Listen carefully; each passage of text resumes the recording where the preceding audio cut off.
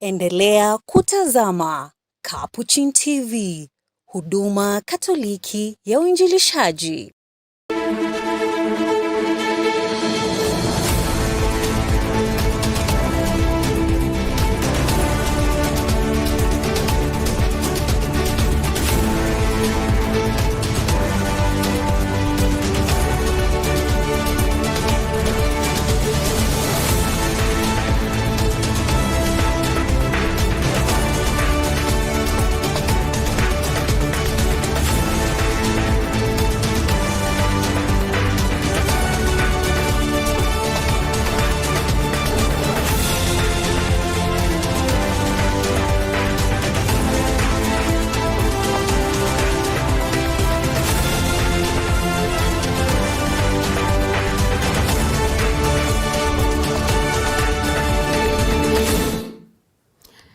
Greetings wherever you are, and welcome to the Catholic Focus News, where we bring you key developments shaping communities across the country.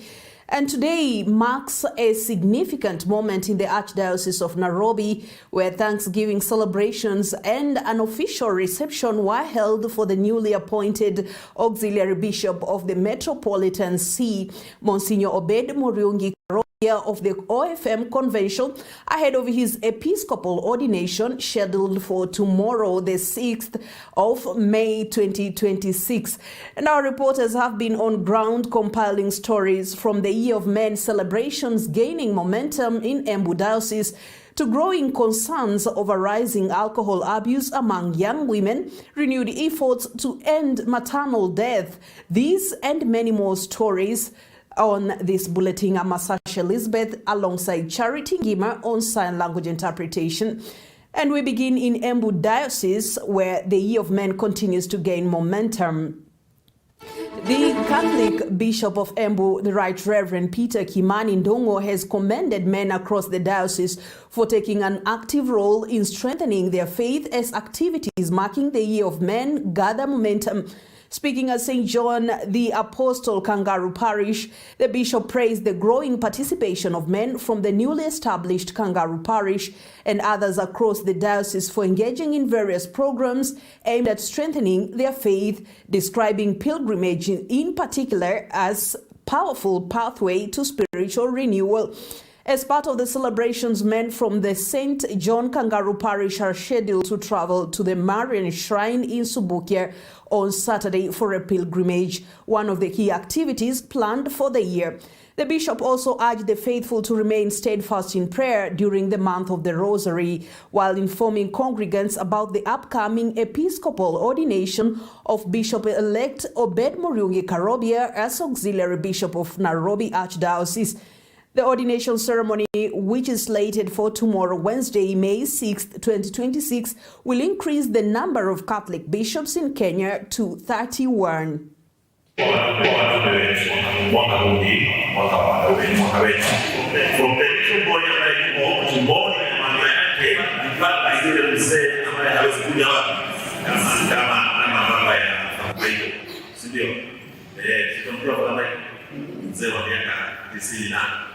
Mpaka hao ni mwaka wetu, and tuweze kuwa na mipangilio. Nafurahi kusikia Padre amepanga mipango ya sala, na hasa katika Jumamosi ijayo wanaume mko na pilgrimage kwenda kule Subukia.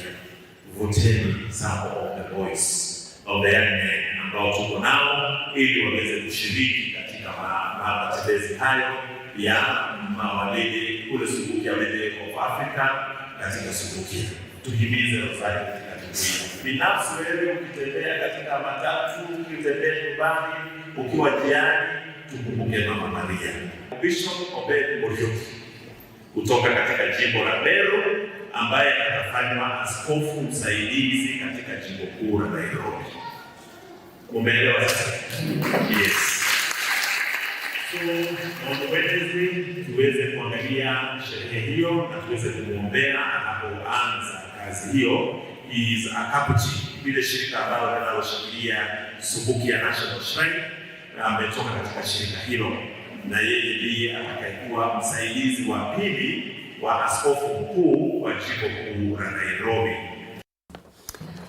From strengthening faith among men, attention now shifts to important social concerns as leaders raise alarm over rising alcohol and substance abuse among young women. Now, police and religious leaders across are raising the red flag over what they describe as a disturbing rise in alcohol and substance abuse among young women, particularly in urban areas. The leaders warn that unless urgent intervention measures are put in place, the trend could have long-term consequences on families, careers, and the future of an entire generation. Their concerns emerged during a consecration and ordination ceremony held at the Administration Police Service facilities in Uhuru Camp, Nairobi. Here is Tracy Chebet with more. Speaking during a consecration and ordination ceremony at the APS Protestant and Community Churches at SGB and VIP Protection Unit in Uhuru Camp, Nairobi, religious leaders say the situation has become more visible, especially in major towns. Led by Bishop Richard Chepsergon, the clergy noted that it is now common to find young women, including students, leaving entertainment spots late at night while heavily intoxicated. Maafisa wetu wanapokuwa kazini wanakutana na vijana hawa wengi wamejiingiza katika dawa za kulevya, kunywa pombe. Idadi ya wasichana ambao wamejiingiza katika tabia kama haya wamekuwa wengi, wameongezeka. Karibu hata wengine wanapita wafulana, wale wako katika vyuo vikuu, hata wale wako katika colleges na pia wale wako katika secondary schools. Unakuta ya kwamba pia wao wamejihusisha, especially hata wale wako katika miaka ya chini kuanzia hata miaka 17 na kuendelea. Chepsergon warned that excessive drinking at a young age could negatively affect future relationships, family stability, and personal well-being. Tunaomba ya kwamba waweze kujirudia na kukumbuka ya kwamba siku zao za usoni iko katika mikononi mwao. Wafanye maamuzi yaliyo bora kwa sasa ili waweze kuweka msingi maisha yao katika neno la Mungu. Administration Police Chief Chaplain Dr. Kibet Kipkoech echoed the concerns, warning that alcohol and drug abuse could destroy future opportunities for many young people. Wasichana tunapoona wao wanakunywa, wanajiingiza katika anasa, inatusumbua kwa sababu kesho yao kwa kweli tukiuliza iwapo atajiingiza jambo hili, jambo lile, miaka yake hasa ya kuoa atakuwa na madilikani katika poma kama yeye mwenyewe achachiweza kujiongoza, hawezi kuongoza mume wake, na watoto ambao watasaliwa wataishi kwa njia gani? On his part, Principal Deputy to the Deputy Inspector General of the Administration Police Service, Dr. Masoud Mweni, linked the growing trend to peer pressure and weakening family structures, calling for stronger mentorship, awareness campaigns, and counseling programs in schools and communities. Tuelewe ya kwamba hawa ni watoto ambao wanahitaji kuelekezwa. Wakati mwingi sisi tunalaumu wasichana wetu na vijana wetu, vijana wameharibika, vijana hawasikii, vijana ni wahuni, lakini je, sisi kama wazazi tumetekeleza wajibu wetu kuwaelekeza, kuwashauri, kuwasikiza wasichana wetu na vijana? Tafadhalini, sisi kama wazazi na wakuu wenu tuko tayari kuwasikiza na kuwalinda, lakini na nyinyi pia mwenye kulindwa mpaka awe tayari kulindwa. Muwe tayari na nyinyi pia kuweka heshima yenu, kuweka hadhi yenu. Pia maafisa wetu wanapofanya kazi waangalie hawa watoto ili wakipatikana pia waelekezwe, waongeleshwe na wasaidiwe ili waweze kubadili tabia sawa. Kwa maana sio kwa kushika tu na kupeleka mtu kustakiwa, bali pia katika kuhubiriwa neno la Mungu. Kila tunapopata maafisa zaidi wakiingia ndani ya taasisi hii, sisi tunapata faraja, kwa sababu tunajua kwamba vile wanavyozidi kuwa wengi, watazidi kuwafikia watu wengi zaidi, wanajamii, watazidi kuwafikia wananchi wengi na maafisa wetu. Na tuweze kuungana kama jamii, kama watu wa nia moja, turekebishe watoto wetu kwa upole, kwa upendo na kwa maombi. During the event, Bishop Richard Chepsergon was elevated from Reverend to Bishop, while George Ndwiga was promoted from Pastor to Reverend. Reporting for Catholic Focus, I'm Tracy Chebet. Quite a worrying trend that now raises questions on the very moral fabric of society and the stability of the future generation. Now, to matters healthcare, now counties are intensifying efforts to curb maternal and newborn deaths, with the Council of Governors turning to data-driven solutions to improve outcomes across the country. And as Susan Bulemi reports, a new monitoring system is now showing promising results as counties report a decline in deaths. 8 months after the rollout of a central dashboard that compiles reports from counties, early signs indicate progress, with many regions reporting fewer and in some cases zero maternal and newborn deaths over days or even months. The fact that the governors every Tuesdays, Wednesdays and Thursdays pick the report and they call me and tell me, we've realized there was a lapse somewhere, there's somebody that didn't do their job and the like, I feel extremely very proud that this conversation has gone to the highest doorstep of the people that we wanted them to be accountable for any loss. That to me is the greatest milestone. For the fact that governors seated in a room speak about MPDSR. Under the initiative, frontline health workers in maternity units are holding regular meetings every Tuesday and Thursday to assess performance, identify gaps, and implement data-informed interventions aimed at improving care during delivery. As we deliberate today, I encourage us to focus on a few areas. First, strengthening the use of data to inform decision-making and action. Every maternal and newborn death reviewed must lead to clear, actionable insights. It will be meaningful if we just review and have this data, but we sit on the data without doing anything.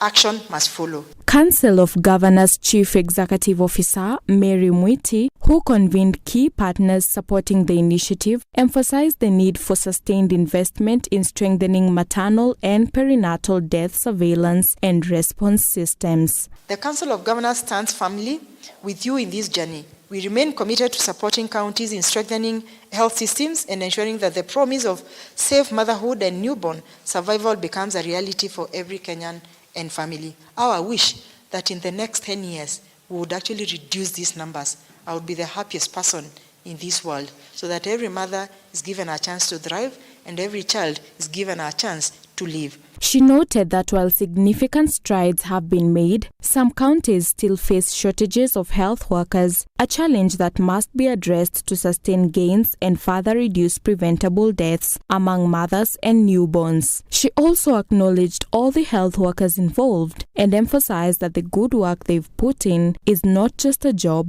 but a calling. You people, the champions that are seated here, you started small, but we are here to celebrate the big milestones that you've done. Saving lives is not easy. You can imagine all of us seated here, we are a product of someone that went to the delivery room to save us when our mothers were giving birth. Supposing there was negligence, supposing we had people that do not have the calling, where would we be? So on a daily basis, if there's anything that you should actually encourage yourself on a daily basis, when you wake up in the morning, please speak to your subconscious mind that you're not doing this as a job. You're doing this as a calling to save humanity. And the challenges that befall you, you will be able to surmount them. Because yours, honestly, is not a job.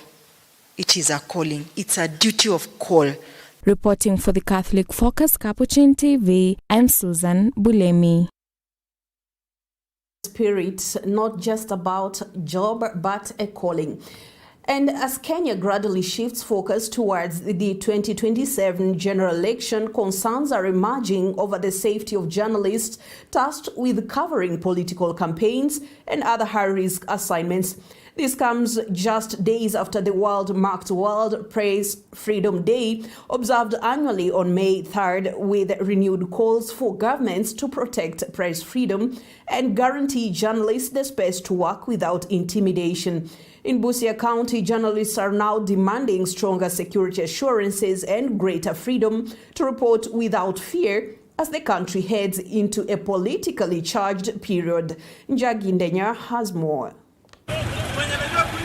Journalists in Busia County are calling for enhanced security and greater freedom in the line of duty, particularly as Kenya prepares for the next general election. Wakati unapojiandaa katika uchaguzi mkuu mwaka ujao, zile visa ambavyo tumekuwa tukishuhudia hapo awali ambapo wanahabari wamekuwa wakidhulumiwa na kunyanyaswa, tunaomba kwamba katika uchaguzi wa mwaka 2027 tusishuhudie visa kama vile, kwamba vitengo ambavyo vinahusika vihakikishe kwamba usalama wa wanahabari wanapokuwa nyanjani unatiliwa mkazo na unazingatiwa kuwa jambo la muhimu sana.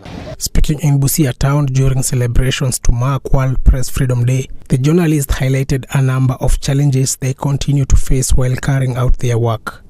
Sisi wote tunazidi kuomba ya kwamba tuunganishwe na tukue kitu kimoja, tuangaziwe kama kitu one tool ambayo inaeneza ujumbe unaostahili katika jamii. Wasikuwa wanatuangalia kama huwa wanatuita professional gossipers ama professional rumamongers. They cited cases of intimidation, threats and limited access to information, urging security agencies and other relevant institutions to work closely with the media in safeguarding press freedom.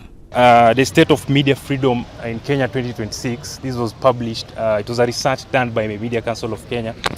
It indicated that in 2025 there were 92 violations of press freedom.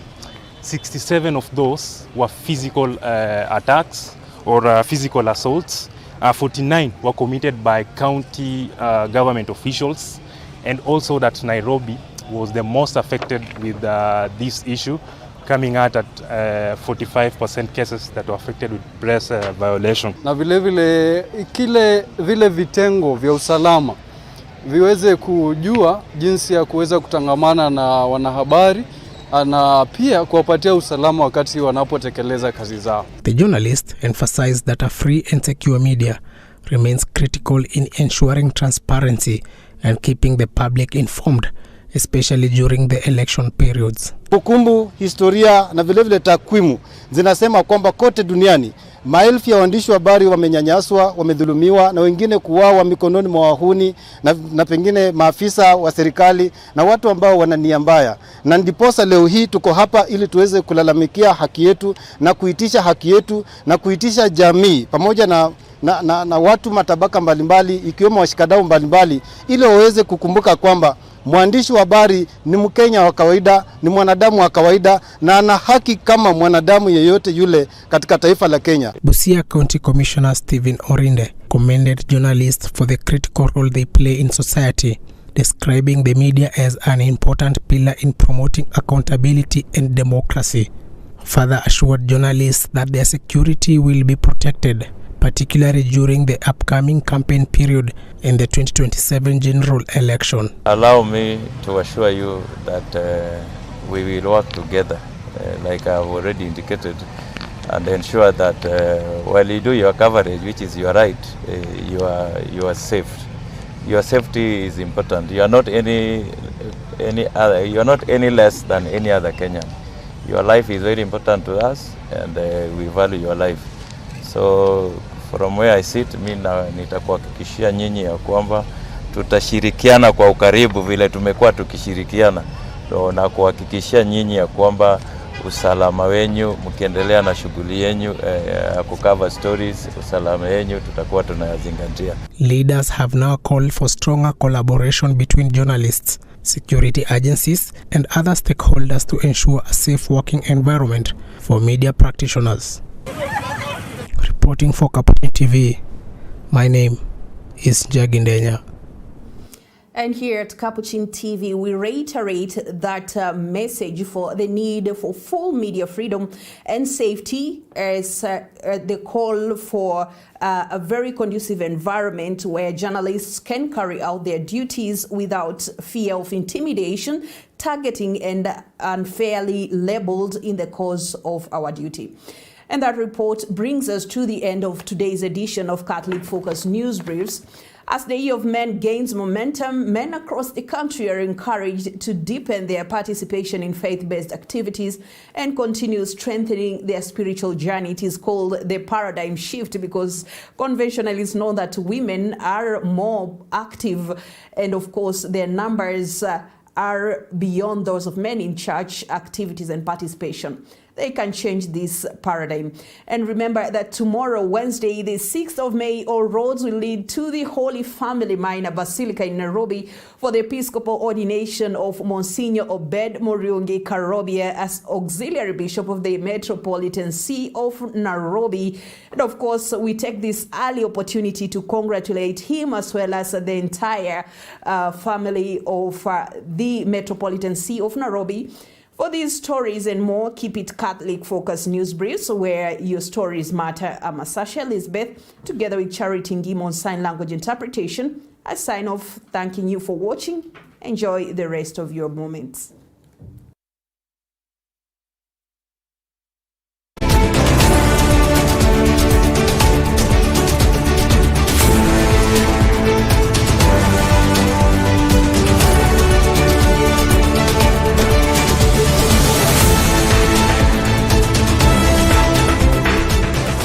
Keep watching Capuchin TV, your staunchly Catholic identity channel.